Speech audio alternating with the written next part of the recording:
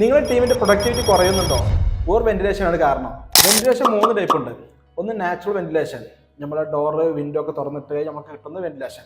അതുപോലെ തന്നെ mechanical ventilation, exhaust വെച്ച് അതേപോലെ തന്നെ എയർ ഹാൻഡിൽ യൂണിറ്റ് ഒക്കെ വെച്ചിട്ട് നമുക്ക് ചെയ്യാൻ പറ്റിയ വെന്റിലേഷൻ. അതേപോലെ തന്നെ മൂന്നാമത്തെ ഹൈബ്രിഡ് വെന്റിലേഷൻ, അതായത് നാച്ചുറലും അതേപോലെ തന്നെ മെക്കാനിക്കലും കമ്പൈൻ ചെയ്ത് ചെയ്യാൻ പറ്റിയതാണ് ഹൈബ്രിഡ് വെന്റിലേഷൻ. നമ്മുടെ ഒരു തെറ്റിദ്ധാരയാണ് നമ്മൾ നോർമൽ എയർ കണ്ടീഷൻ യൂണിറ്റ് നമ്മുടെ പുറത്തുനിന്നുള്ള എയർ അകത്തോട്ട് കൊണ്ടുവരുന്നുണ്ട്. ഒരിക്കലുമില്ല. നമ്മുടെ ബിൽഡിങ്ങോ ശ്രദ്ധിച്ചാൽ അറിയാവുന്നതാണ്, നമ്മുടെ ഓഫീസ് സ്പേസുകൾ ശ്രദ്ധിച്ചാൽ അറിയാവുന്നതാണ്, ഫുള്ളി അടഞ്ഞിട്ടായിരിക്കും. പുറത്തുനിന്ന് ഒരു എയറും അവിടോട്ട് വരാനുള്ള സാധ്യതയില്ല. അവിടെ സംഭവിക്കുന്നത് വെച്ച് കഴിഞ്ഞാൽ അവിടെയുള്ള എയർ നമ്മൾ ശ്വസിച്ചുമൊക്കെ ചെയ്യുന്ന എയറുകൾ തിരിച്ച് അത് ചെയ്തിട്ട് തണുപ്പിച്ചിട്ട് വീണ്ടും നമുക്ക് തരികയാണ്.